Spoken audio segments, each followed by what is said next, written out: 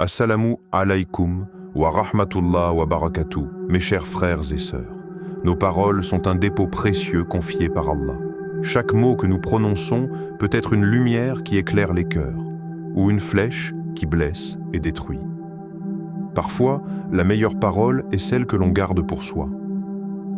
Le prophète nous a appris que le silence, lorsqu'il est choisi avec l'intention de plaire à Allah, est plus qu'une simple absence de mots. C'est une adoration, une protection et un signe de maturité spirituelle.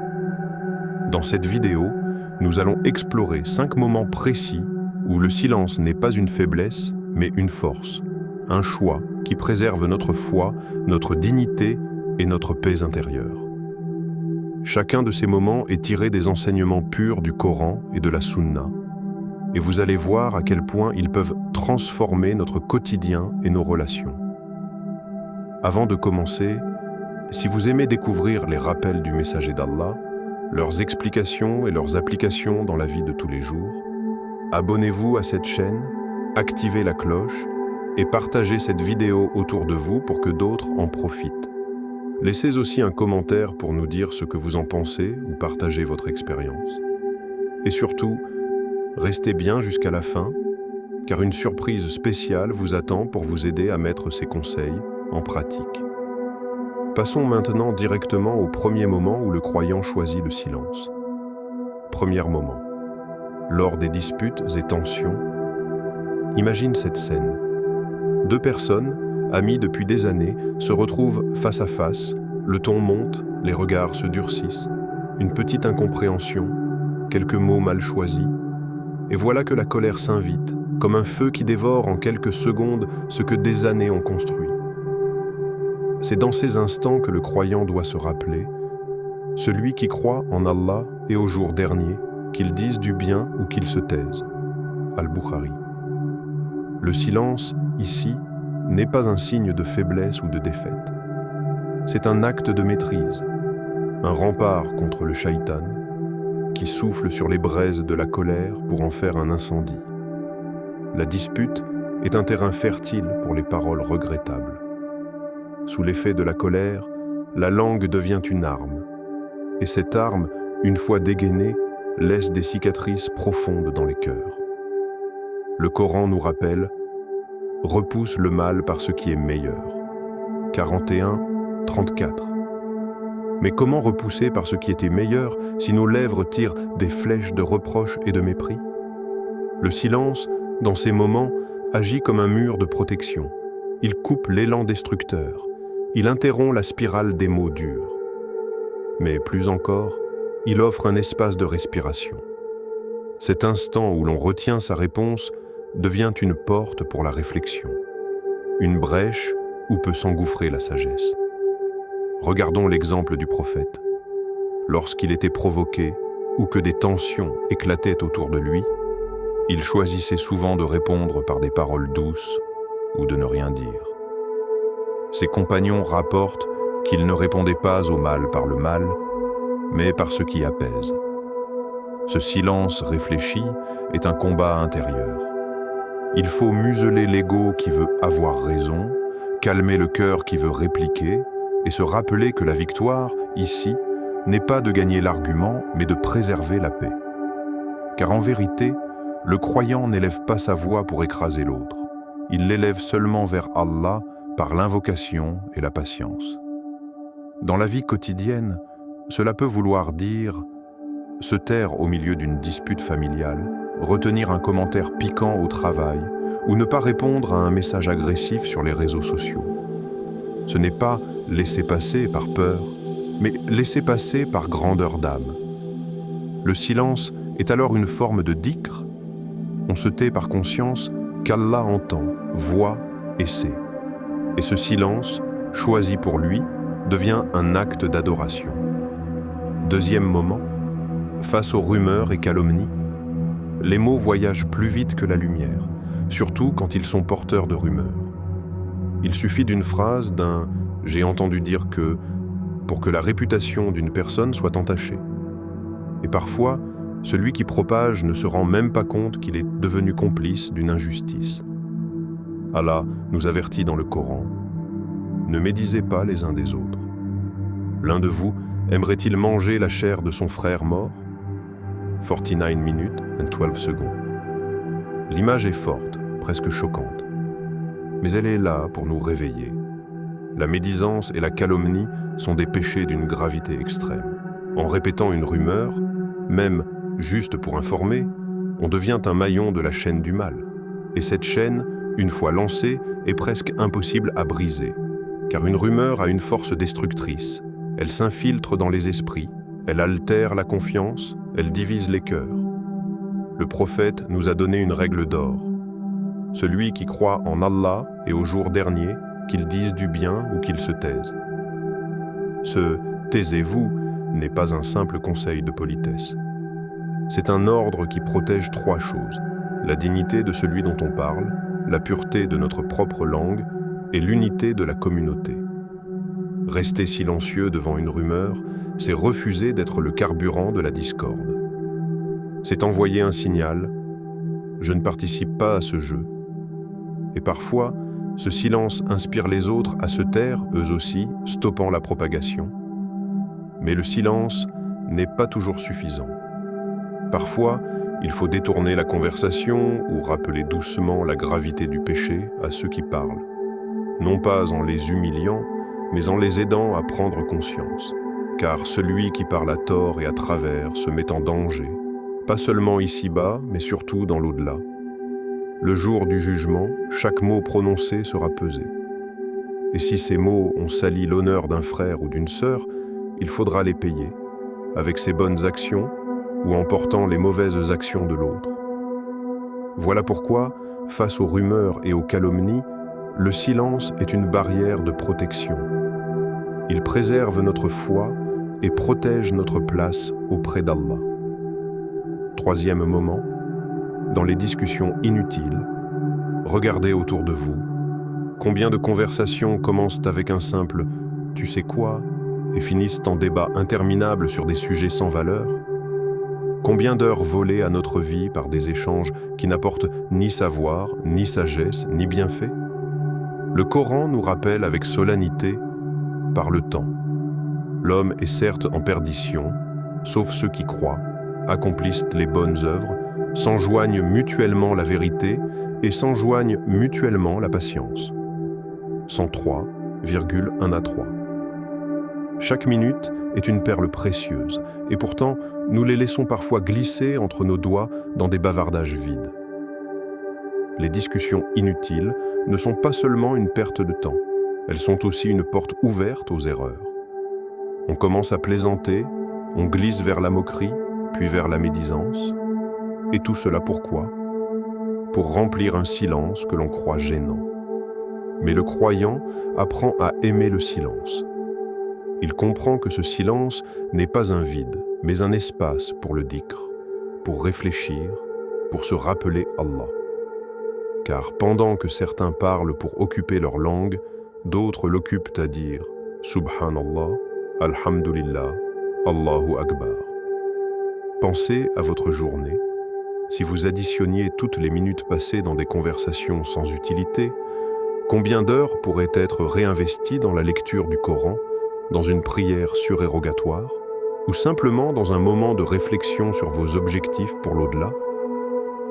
Le prophète a dit « Fais partie de ceux qui préfèrent se taire, car c'est ce qui éloigne le plus des erreurs. » Al-Tirmidhi.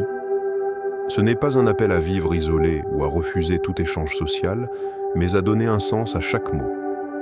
Dans un monde saturé de paroles, choisir le silence, c'est se démarquer. C'est refuser de gaspiller ce capital irremplaçable qu'est le temps. C'est préférer la profondeur à la superficialité. Et parfois, c'est aussi respecter l'âme des autres. Tout le monde n'a pas besoin de notre opinion sur chaque sujet. En gardant le silence, on apprend à écouter vraiment, à observer, à comprendre. Et quand on parle enfin, nos paroles portent un poids, car elles ne sont pas diluées dans un flot de banalité. Le croyant se rappelle que chaque mot est enregistré par les anges. Alors, quand le sujet n'élève pas l'âme, il choisit de s'éloigner, non pas avec arrogance, mais avec la certitude que le temps est un dépôt sacré qu'il faudra rendre. Quatrième moment. Lorsqu'on est provoqué ou insulté, imaginez. Vous marchez tranquillement dans la rue. Quelqu'un, sans raison, vous bouscule et vous lance une insulte cinglante. Vos muscles se tendent. Votre cœur bat plus vite. Votre esprit prépare déjà une réplique qui ferait taire n'importe qui. C'est à cet instant précis que se joue votre véritable force. Le prophète l'a dit clairement. Le fort n'est pas celui qui terrasse l'autre par sa force physique, mais celui qui se maîtrise lorsqu'il est en colère. Al-Bukhari. Le silence, dans ce moment, devient une armure invisible.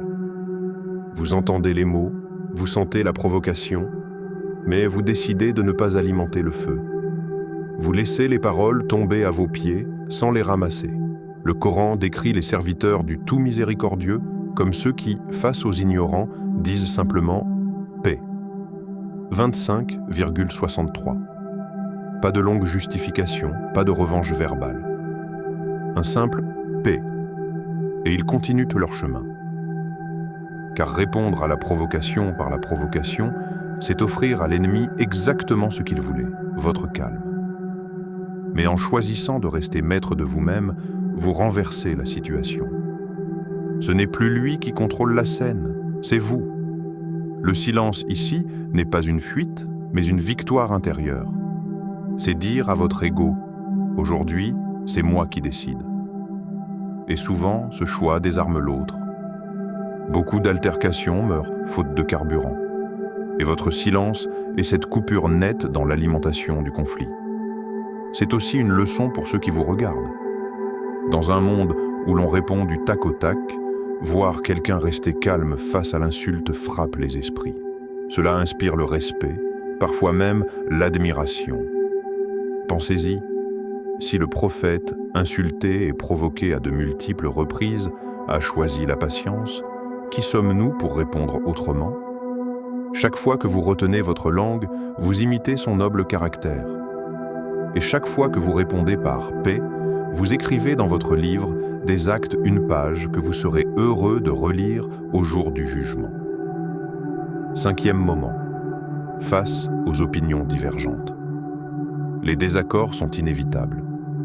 Que ce soit dans la famille, entre amis, au travail ou au sein de la communauté, il arrive un moment où nos avis se heurtent. Nous voyons les choses différemment, nos expériences de vie ne sont pas les mêmes, et nos sensibilités non plus. Dans ces moments, la réaction instinctive est souvent de répondre rapidement, de défendre notre point de vue coûte que coûte. Mais le croyant apprend que parfois, la meilleure réponse est de ne pas répondre tout de suite, écouter, respirer. Laisser l'autre exprimer son opinion, même si nous ne sommes pas d'accord. Pourquoi ? Parce que l'écoute active a un pouvoir apaisant. Elle montre à l'autre qu'il est respecté, même si on n'adhère pas à ses idées.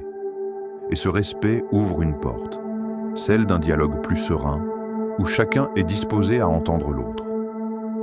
Le prophète était un maître dans l'art d'écouter. Ses compagnons racontent qu'il ne coupait pas la parole, qu'il tournait tout son corps vers la personne qui lui parlait, et qu'il ne détournait pas le regard tant que l'autre n'avait pas terminé. Ce comportement, simple en apparence, a un effet puissant. Il désamorce les tensions. En islam, l'écoute est liée à la justice. Le Coran nous guide ainsi. Lorsque deux parties sont en conflit, on doit chercher à réconcilier dans l'équité, et cela commence par écouter les deux côtés.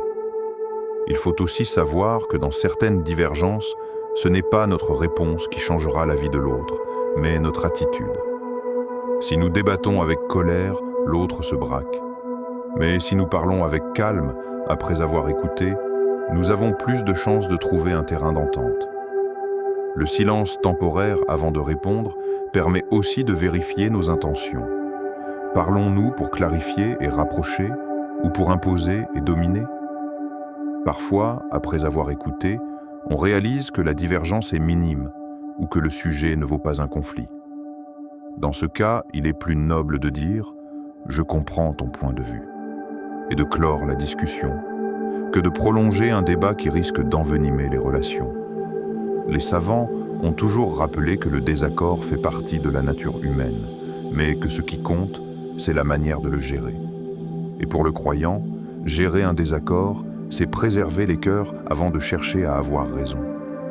Alors, lorsque nos idées diffèrent, rappelons-nous que notre silence peut être plus éloquent que 1000 arguments. Car il ne s'agit pas seulement de gagner une discussion, mais de gagner le respect d'Allah en choisissant la voie de la sagesse. Frères et sœurs bien-aimés, nous venons de parcourir 5 situations où le silence est un allié précieux du croyant. Dans la dispute, face aux rumeurs, au milieu des discussions inutiles, lorsqu'on est provoqué, et devant les opinions divergentes. Ce silence n'est pas vide. C'est un silence qui protège notre foi, qui embellit notre caractère et qui nous rapproche d'Allah. C'est un silence choisi, réfléchi, habité par l'intention pure de plaire à notre Créateur. Rappelez-vous, chaque mot que nous prononçons est enregistré.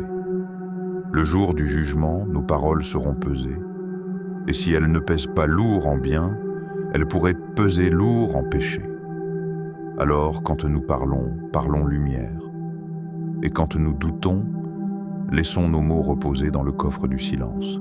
Je vous invite dès aujourd'hui à mettre ces conseils en pratique. La prochaine fois que la colère monte, que la rumeur circule, que la conversation s'égare ou que le désaccord s'installe, faites l'expérience de retenir votre langue pour Allah. Voyez la paix qui en découle dans votre cœur. Et maintenant, je vous lance un défi. Partagez en commentaire une situation où vous avez choisi le silence et dites-nous ce que cela a changé. Vos expériences peuvent inspirer d'autres frères et sœurs à suivre ce chemin. Si cette vidéo vous a apporté un rappel bénéfique, abonnez-vous à Rappel du Messager d'Allah, activez la cloche pour ne rien manquer et partagez ce contenu à au moins 3 personnes autour de vous. Qui sait? Peut-être qu'un seul rappel pourrait transformer une vie. Et comme promis, restez bien attentifs. Une surprise vous attend à la fin de cette série, pour vous aider à appliquer ces enseignements au quotidien. Qu'Allah purifie nos langues, éclaire nos paroles et nous accorde la sagesse de parler au bon moment et de nous taire quand cela est meilleur. Pargle.